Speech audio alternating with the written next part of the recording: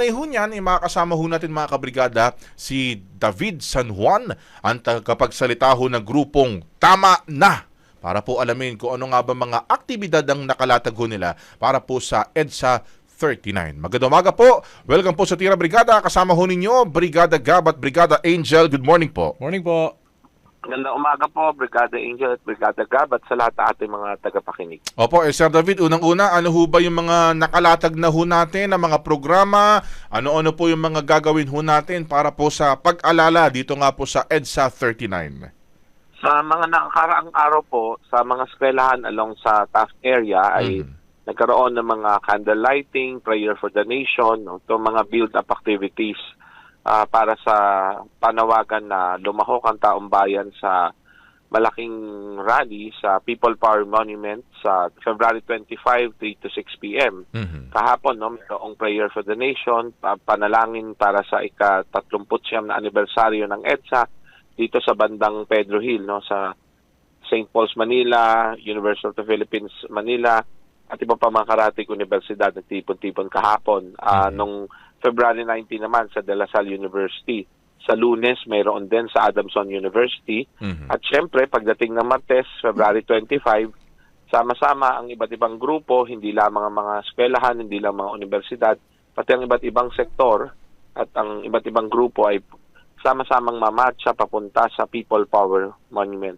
3 to 6 p.m. yung programa doon, iba't ibang sektor.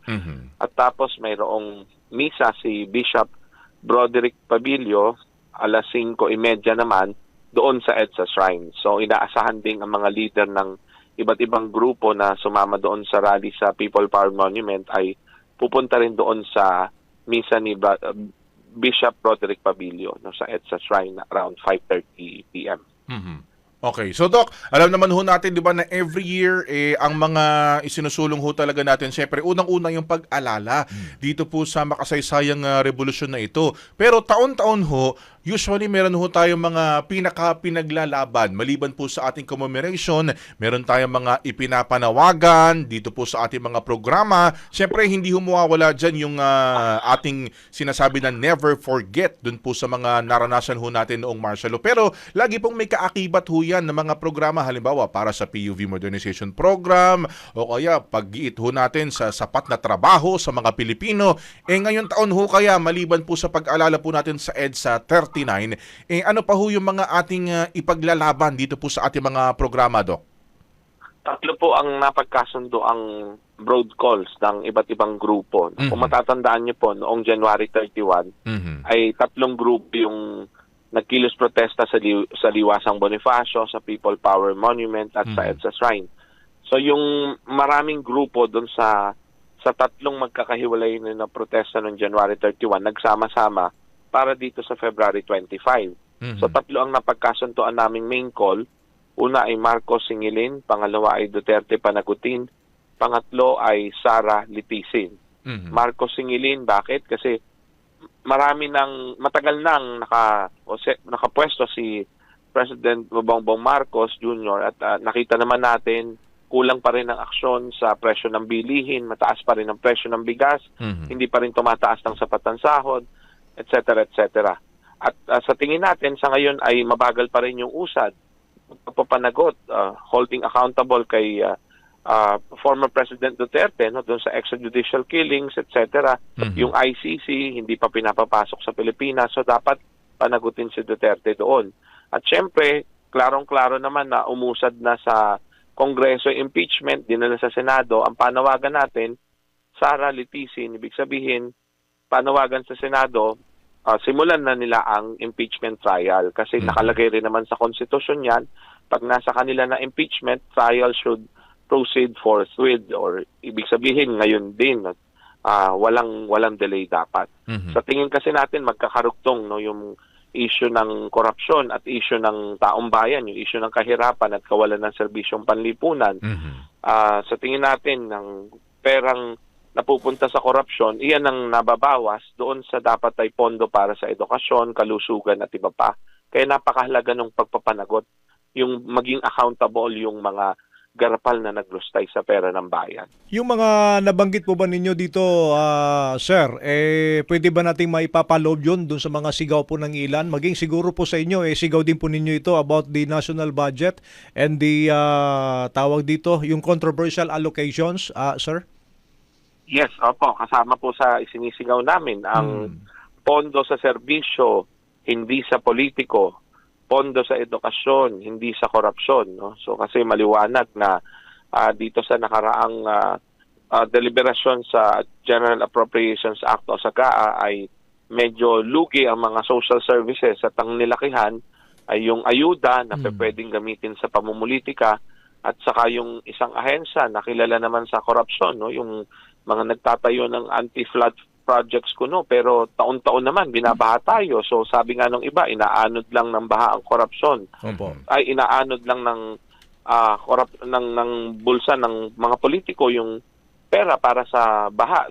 So sa tingin natin ay talagang makatwiran rin yung panawagan nga na ang pondo ay dapat ilaan sa serbisyo publiko sa halip na sa bulsa ng mga politiko. So sa tingin niyo dito, Sir David, ito yung kumbaga pa ini-emphasize ninyo ito pong panawagan, itong mga nabanggit po ninyong iilan, para bagang true spirit ng EDSA, people power na dati nagaganap at EDSA people power ngayon na gusto nating marating po at may parating sa gobyerno ng Pilipinas.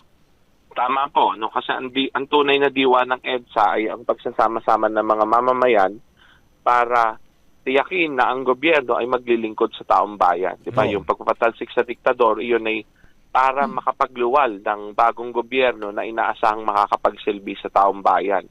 Medyo nagkulang ang mga post-EDSA administration, kaya tuloy ang laban ng mamamayan. No? Yung pangarap ng EDSA na makatarungan, mapayapa, mapagkalinga, maunlad na Pilipinas para sa bawat Pilipino. Iyon yung pangarap na iminamarcha pa rin natin every EDSA commemoration dahil hindi pa rin nga natutupad yung pangarap na iyon. Ayun, kasi sakto tatanungin ko ho sana sa inyo, Doc, di ba makalipas nga ho yung halos 4 na dekada ng martial law. Sa ngayon ho ba, sa palagay ho ninyo, ano ho yung mga pinagkaiba ng kasalukuyan ho nating gobyerno? Kasi nabanggit naman na ho ninyo yung mga gusto ho nating baguhin, yung ating po mga ipinapanawagan para po sa ating mga kababayan. Pero pwede ho bang pakikumpara ho sa amin na wala naman na tayong martial law ngayon, pero ano pa ba yung mga nagpapahirap po sa ating mga Pilipino? Tingin ko po ang isang klarong-klarong nandiyan pa rin ang mga political dynasties. No? Itong nangunguna sa survey, ay alam naman natin sa susunod na eleksyon, mukhang puro galing na naman sa political dynasty ang mananalo. Ang nakapwestong presidente galing sa political dynasty, siya at ang House Speaker, di ba, magpinsan at magkakamag-anak. So, ang presidente mismo may anak na nakapwesto rin sa Kongreso. So, talamak pa rin ang pamamayani ng political dynasties kahit na after EDSA 1 sa ating 1987 Constitution ay ipinagbabawal ang dynasties. Although, yun nga, wala pa rin enabling law, no? Tapos sa tingin natin, ang isa pa rin nagpapatuloy ay yung corruption nga, no? Kasi nakita naman natin, no, yung sa confidential funds, malaki pa rin ang confidential funds ng Office of the President, kailangan bantayan nitong maigi. Kasi kung yung kay Vice President Sara Duterte, around 120 million, sa Office of the President, billion-billion. So, kailangan tingnan. Baka yung nangyari sa pondo ng Office of the Vice President ay ganun din sa Office of the President.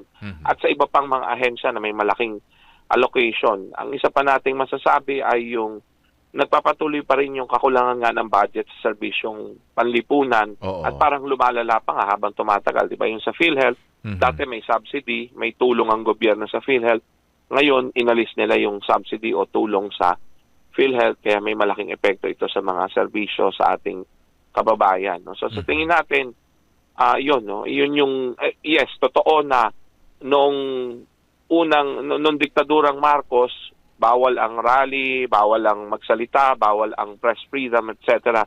So at least, masasabi naman natin, after EDSA 1, kahit pa paano, nakuha natin ulit yon na ibalik ang kaunting kalayaan, di ba? Ito, nakakapagsalita tayo ng malaya sa radyo, sa telebisyon, sa publiko, nang hindi tayo matatakot na ikukulong tayo or tayo ay ire-repress, no? Pero sa tingin natin hindi sapat na may kalayaan lang tayo magpahayag, di ba? Gusto natin ay talagang maging maunlad ang buhay ng bawat Pilipino. Okay. At yung paggastos ay maayos sa budget ng bayan. Mhm. Hingin ko lang po yung stand po natin at paliwanag po dito, Doc, kasi marami pa rin pong naguguluhan dun po sa, di ba, meron nga tayong special non-working holiday para po sa mismong February 25th. Meron po mga paaralan na nag-declare na ho ng walang pasok, no work, no classes, pero meron pa rin ilan na talagang tuloy pa rin po yung pasok sa eskwela dahil nga po ito yung special non-working holiday. Pwede po paliwanag ho sa amin, lalo na po sa mga tagapakinig na medyo hindi po naintindihan yung paliwanag po natin dito po sa stand natin pagdating sa class suspension para po sa EDSA 39 po natin. Hello, Doc? Tira! Brigada!